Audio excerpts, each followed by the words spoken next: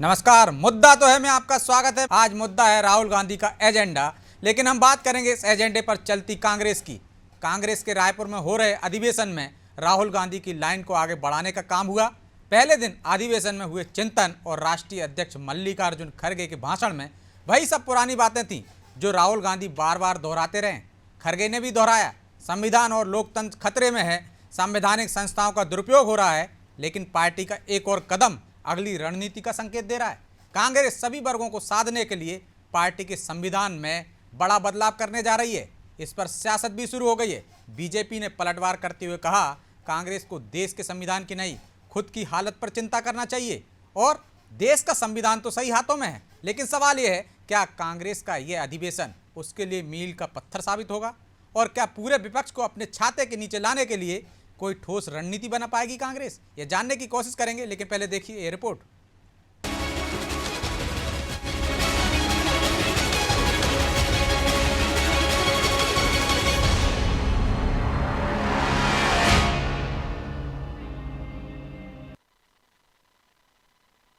कांग्रेस का महाअधिवेशन रायपुर में शुरू हो चुका है। 26 वर्ष बाद किसी गैर गांधी की अध्यक्षता में हो रहे इस अधिवेशन के पहले दिन ही राहुल गांधी का असर साफ दिखाई दिया। राहुल गांधी और सोनिया गांधी स्टीयरिंग कमेटी की बैठक में नहीं पहुंचे, लेकिन स्टीयरिंग कमेटी की बैठक में कांग्रेस के राष्ट्रीय अध्यक्ष मल्लिकार्जुन खड़गे ने जो लंबा चौड़ा भाषण पढ़ा, उसमें वही मुद्दे थे जिन मुद्दों को लेकर राहुल गांधी ने कन्याकुमारी से कश्मीर तक भारत जोड़ो यात्रा निकाली थी। उम्मीद थी कि मल्लिकार्जुन खड़गे कोई नई लकीर खींचेंगे, लेकिन खड़गे ने कोई नई बात नहीं की। संविधान पर संकट, लोकतंत्र पर खतरा और संवैधानिक संस्थाओं का ह्रास जैसे कई मुद्दे राहुल गांधी उठाते रहे। संघ और भाजपा पर भी राहुल गांधी निशाना साधते रहे। करीब करीब यही बातें मल्लिकार्जुन खड़गे ने भी कही। पिछले 2 चुनावों से दहाई तक सिमट चुकी कांग्रेस के महाअधिवेशन में पहले दिन आगामी लोकसभा चुनाव को लेकर कोई महत्वपूर्ण पहल नहीं हुई। हालांकि अधिवेशन से पहले सचिन पायलट ने ये उम्मीद जरूर जताई कि वर्ष 2024 के चुनाव में विपक्ष एकजुट होकर भाजपा को अपदस्थ कर सकता है। 2024 तक हम लोग कैसे एनडीए को पराजित कर पाएंगे, उस विषय में बहुत सारी चर्चा यहाँ पर हुई। चुनौती को सब जनता तक पहुँचना है और जो भाजपा की नाकामियां हैं वो हम लोगों को जन जन तक पहुँचानी है। उसमें कांग्रेस पार्टी अग्रणी रहेगी और मुझे लगता है कि सहयोगियों के साथ हम लोग 24 का जो चुनाव है वो चुनौती देकर हम जीत सकते हैं। भारतीय जनता पार्टी के नेता और पूर्व कृषि मंत्री बृजमोहन अग्रवाल ने कहा कि कांग्रेस के अधिवेशन से कोई फायदा नहीं होगा। उन्होंने कांग्रेस के दिग्गज नेताओं को छत्तीसगढ़ में विकास ठप होने और जनता को हो रही परेशानी का ध्यान दिलाया और इस पर सीएम भूपेश बघेल से जवाब मांगने का भी सुझाव दिया। देखिए, ये अधिवेशन जनता का नहीं है, ये कांग्रेस का अधिवेशन है और इससे छत्तीसगढ़ को कोई फायदा नहीं होने वाला है। जिस प्रकार से फुहड़ तरीके से प्रदर्शन हो रहा है, जिस प्रकार से पैसों को फूका जा रहा है, ये कोई छत्तीसगढ़ के हित में नहीं है। जिस प्रकार से भ्रष्टाचार के ऊपर में ईडी इनकम टैक्स कार्रवाई कर रही है, उससे ऐसा लगता है कि कांग्रेस खाली एक ही काम करती है, भ्रष्टाचार भ्रष्टाचार भ्रष्टाचार, वो विकास का कोई काम नहीं करती। और इस अधिवेशन से हम तो चाहेंगे कि यहाँ पर सोनिया जी आ रही हैं, यहाँ पर राहुल जी आ रहे हैं, उनको पूछना चाहिए भूपेश बघेल जी से कि गरीबों को आवास क्यों नहीं मिल रहा है, गरीबों के घर में नल का पानी क्यों नहीं आ रहा है, यहाँ पर विकास के काम क्यों नहीं हो रहे हैं। ये इनको पूछना चाहिए, तो अधिवेशन की सार्थकता होगी। अन्यथा छत्तीसगढ़ की जनता को इससे कोई फायदा नहीं होगा, परेशानी ही होगी। कांग्रेस के अधिवेशन में साल 2024 के लोकसभा चुनाव पर कोई ठोस कदम उठाए जाने की उम्मीद की जा रही थी, लेकिन अभी तक कांग्रेस राहुल गांधी के एजेंडे पर ही चलती नजर आ रही है। मल्लिकार्जुन खड़गे ने कुछ नया प्रस्ताव नहीं रखा। पहले दिन के अधिवेशन से तो यही लग रहा है कि कांग्रेस अभी भी उसी ढर्रे पर चल रही है। अब देखना है कि आने वाले दिनों में अधिवेशन में क्या विशेष प्रस्ताव लाए जाते हैं। ब्यूरो रिपोर्ट, अनादि टीवी।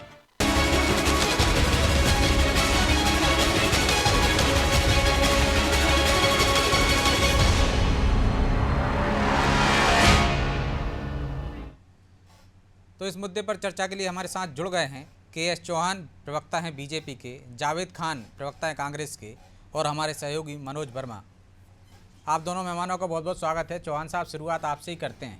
निश्चित तौर पर हम सुन रहे थे अभी बृजमोहन अग्रवाल जी को, छत्तीसगढ़ का कोई भला नहीं होगा, लेकिन वो तो देश के भले की बात कर रहे हैं, पार्टी के भले की बात कर रहे हैं। संविधान में संशोधन करने जा रहे हैं। एक बड़ी खबर निकल कर आई है, 50% महिलाओं को, ओबीसी को, SC ST को, सबको मौका देंगे। आप संविधान बदल रहे थे, आप पर आरोप लगा रहे थे वो संविधान बदलने में लगे हुए हैं देश का, उन्हें अपना संविधान बदलना पड़ रहा है। जी, संविधान तो जब इमरजेंसी लगी थी ना ब्रिजेश जी, तब बदला गया था कि अब कोई इमरजेंसी मत लगा सके। और इंदिरा गांधी जी ने इतने संविधान बदले थे कि अभी तक इतने संविधान एक साथ नहीं बदले गए, और अपने लिए बदले गए थे। जब वो कोर्ट के कटहरे में आ गई थी, सरकार गिरने वाली थी, उस समय उन्होंने ये संविधान बदला था। खैर, देशवासियों से पहले भी इनको कोई लेना देना नहीं था। एक परिवार के हिसाब से ये पार्टी चल रही है, उसके हिसाब से ही चलेगी। देशवासियों को लुभाने कीमती पंडाल आए हैं, नित नए सपने दिखाने, देखो माया जाल आए हैं। फिर आगे वोट लेने वाले, देखो चुनावी साल आए हैं। तो ये चुनाव के लिए यहाँ पर छत्तीसगढ़ में एकत्रित हुए हैं, और इनका सिर्फ एक ही एजेंडा है कि अपने अधिवेशन को लाइमलाइट करना। वो तो आप काम कर रहे हैं, वो तो आप ही ने इतना लाइमलाइट में ला दिया उनका अधिवेशन, को उनको जरूरत ही नहीं पड़ी। ब्रिजेश जी, हमने कोई काम नहीं किया। कार्यपालिका अपना काम कर रही है। कार्यपालिका जो अभी 2 दिन पहले अगर आप कोई बयान देंगे और उस पे आपको जो अंतरिम जमानत दी जाती है, उसमें फटकार भी लगाई जाती है कि आपको अपनी मर्यादा में रह के बयानबाजी करनी चाहिए। और इनके जो वकील हैं संघवी जी, वो भी इस बात का समर्थन करते हैं कि वो बोलते हैं कि हम इस बात का समर्थन करते हैं कि ऐसी बयानबाजी नहीं होनी चाहिए, ये धोखे से हो गया। लेकिन मैं ये बोलना चाहता हूं कि अधिवेशन से होगा क्या? आपने 1984 के बाद 25-30 अधिवेशन कर दिए होंगे। 1984 के बाद आज तक आपने ये जो एक भी बार पूर्ण बहुमत की सरकार नहीं ला पाई। 30 साल हो गए। आपने 2014 में के बाद 5-6 अधिवेशन कर लिए होंगे। आपने 2014 में जहां 9 राज्यों में सरकार थी, वहां आज 2 राज्यों में सरकार है आपकी। और 2014 के बाद ब्रिजेश जी, आप नोट कर लीजिए, 90% चुनाव, भले वो केंद्र के हों, भले वो राज्य के हों, वो 90% चुनाव कांग्रेस हारी है। और आपका जो भले वो 3 राज्यों में बची हो, लेकिन नाक में दम तो आज भी उसने कर रखी है आपकी। एक सेकंड ब्रिजेश जी, मैं ये बोलना चाहता हूं कि पिछला अधिवेशन भी हुआ था, आपके पास आऊंगा। हाँ। पिछला अधिवेशन भी हुआ था आपका राजस्थान में। 5 राज्यों में उसके बाद चुनाव हुए, 4 राज्यों में आपको मुंह की खानी पड़ी। आपके अधिवेशन से फर्क क्या पड़ता है किसी को? जनता को कोई फर्क नहीं पड़ता। और ठीक है चौहान साहब, उनको कोई फर्क नहीं पड़ने वाला। जावेद साहब, आपके इस महाअधिवेशन से पिछली बार जब राजस्थान में हुआ था, उसके बाद भी आपने 4 राज्यों की सरकार गंवा दी थी। लेकिन आपको, जो आप लगातार सरकार पर आरोप लगाते रहे हैं कि वो संविधान में संशोधन कर रही है, उसी का प्रेशर है कि आपको अपनी पार्टी के संविधान में संशोधन करना पड़ रहा है। 50% महिलाओं को, ओबीसी का, पिछड़े वर्ग का, अल्पसंख्यकों का, सबका ध्यान रखना पड़ रहा है। बड़े देर बाद ख्याल आया इन सब का। सबसे पहले तो मैं आप सभी को का नमस्कार करता हूं। मैं बड़े ध्यान से सुन रहा था चौहान साहब को, वो सारी चीजें गिना रहे हैं, अधिवेशन के बारे में बता रहे हैं। 1984 से अधिवेशन हुआ और सब चीज गिना रहे हैं। उसका किसी को लाभ नहीं मिला, वो ये कह रहे हैं। मैं सबसे पहले तो चौहान साहब को यह बताना चाहूंगा कि अधिवेशन का सबसे, आप संविधान पर सवाल उठाते थे, हाँ, कि संविधान संकट में है, संवैधानिक संस्थाएं संकट में हैं। वही संस्थाएं आपको आधी रात में जमानत भी दे रही हैं। भाई वो हमें संविधान पर भरोसा है, हमें संस्थाओं पर भरोसा है, इसलिए हम संस्थाओं के पास जाते हैं। तो और वो संस्था और वो संविधान भी बनाए गए कांग्रेस के ही द्वारा है। आज रही कांग्रेस के संविधान की बात अगर ये कह रहे हैं, तो कांग्रेस का संविधान आज वक्त की मांग के अनुसार उसमें बदला जा रहा है और बदलाव हो रहा है। और कुछ अच्छा होता है तो इनके पेट में तो मरोड़ होती है। इनके पास तो वैसे भी कोई मुद्दे होते नहीं है। छत्तीसगढ़ में इनके पास कुछ है नहीं। अगर इनको यह लगता है कि अधिवेशन से कुछ फायदा नहीं होता, तो अधिवेशन से पहले ये ईडी क्यों भेज रहे हैं छत्तीसगढ़ के अंदर? ये अधिवेशन की तैयारी में लगे हुए नेताओं को परेशान करने का काम क्यों कर रहे हैं? ये हमारे प्रवक्ता को प्लेन से उतरवा देते हैं। मतलब साफ है कि अधिवेशन से तो ये डरे हुए हैं, उसमें तो कोई दो मत नहीं है। और आज जो बृजमोहन अग्रवाल जी इनके कह रहे हैं, आज ये कहते हैं कि सिर्फ कांग्रेस के लोग आ रहे हैं या जुट रहे हैं। बिल्कुल कांग्रेस के लोग आ रहे हैं या जुट रहे हैं। और यहाँ से जो छत्तीसगढ़ का जो मॉडल है ना, जो देश का असल मॉडल है, जिसको नरेंद्र मोदी जी आपकी सरकार लगातार अवार्ड पे अवार्ड दे रही है, उस मॉडल को पूरे देश में लेकर के जाने के लिए आ रहे हैं। आप आज जो गुजरात मॉडल की आप जो बात किया करते थे ना, वो तो कह रहे हैं कि उसकी तो पोल खुल गई है। भ्रष्टाचार बृजमोहन अग्रवाल, ये है छत्तीसगढ़ में कुछ भला नहीं होने वाला छत्तीसगढ़ का। आपने बेरोजगारों को भत्ता नहीं दिया, आपने 1000 पेंशन नहीं दी, आपने जो वादे किए थे शराबबंदी से लेके तमाम, वो वादे पूरे नहीं किए, ये गिना रहे हैं वो तो। देखिए, बेरोजगारी की ये बात करते हैं, ये मैनिफेस्टो में कहीं पर भी दिखा दे कि बेरोजगारी भत्ता की बात कहाँ कही गई। हमने राजीव मितान क्लब के माध्यम से युवाओं को रोजगार देने का काम तो कर ही दिया है। इनके पास उसका जवाब तो है नहीं। ये प्रदेश की जनता को गुमराह कर रहे हैं। और खैर इनकी बातों पे तो प्रदेश की जनता आने वाली भी नहीं है। पिछले चुनाव आप देख लिए, पंचायत के चुनाव देख लिए, नगरीय निकाय के चुनाव देख लिए, इनकी हालत क्या रही। ये जो 14 में है ना, ये 4 में पहुंचने वाले हैं, इनको पता है। और मैं इनसे ये पूछता हूं, आप एक बात बताइए, आज आप अधिवेशन से पहले ईडी को छत्तीसगढ़ का रास्ता दिखा रहे हैं, आप किसके पास में भेज रहे हैं? विनोद तिवारी के पास भेज रहे हैं। विनोद तिवारी के घर से आपको क्या मिला? कुछ नहीं मिला। हाँ, विनोद तिवारी के घर से आपको रमन सिंह जी की आय से अधिक संपत्ति के पूरे दस्तावेज मिलते, लेकिन वो ईडी उसको छोड़ के चले जा रही है। तो मतलब साफ है कि आप तो डरे हुए हो, और जो संवैधानिक संस्थाएं हैं उनका दुरुपयोग आप जम के कर रहे हो, और उसके बावजूद भी आप उस पे पार नहीं पा रहे हो।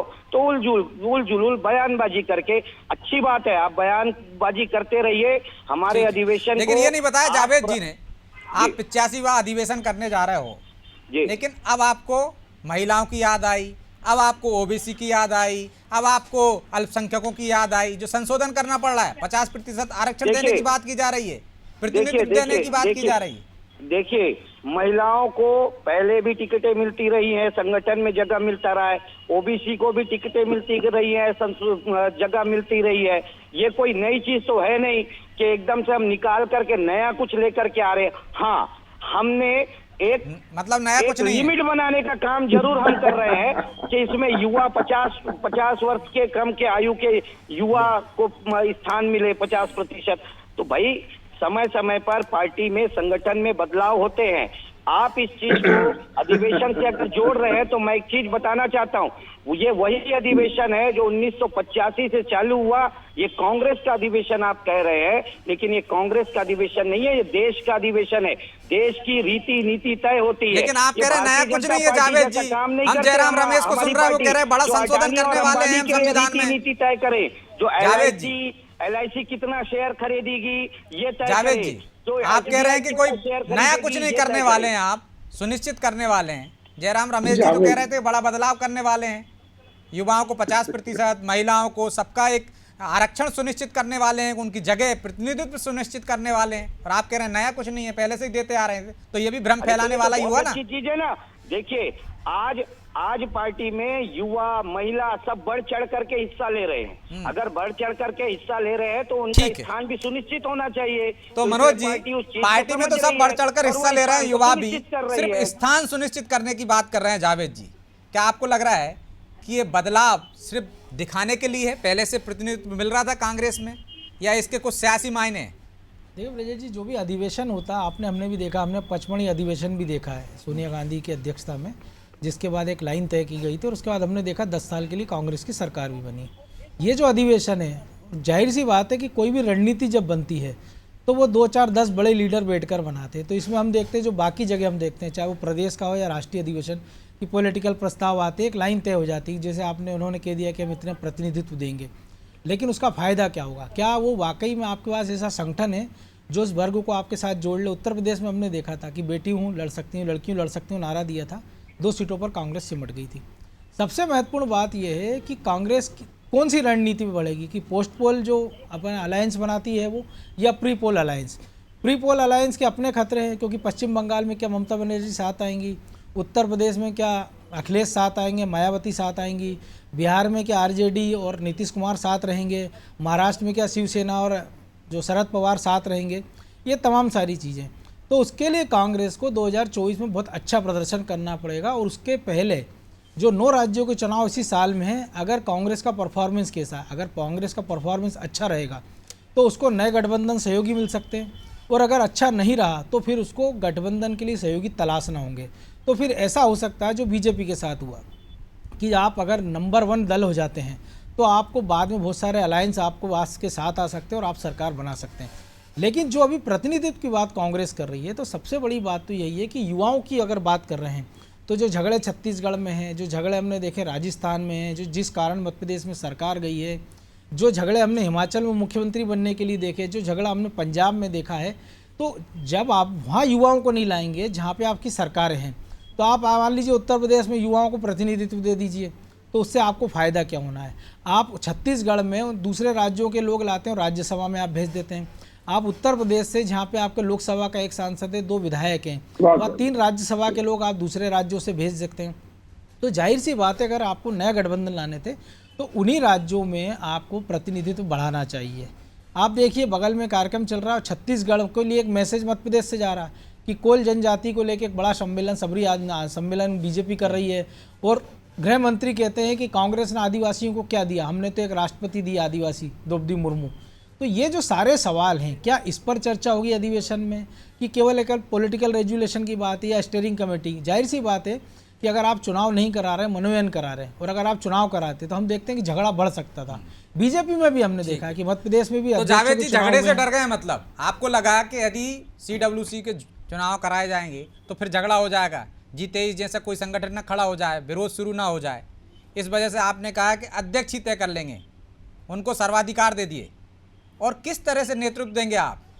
जो उदाहरण मनोज जी ने गिनाए हैं, छत्तीसगढ़ की बात कर लीजिए, आज ही सिंहदेव ने कहा है कि वो भी मुख्यमंत्री बनना चाहते हैं, झगड़े तो अभी भी चल रहे हैं, तो युवाओं को मौका तो मिल नहीं रहा है।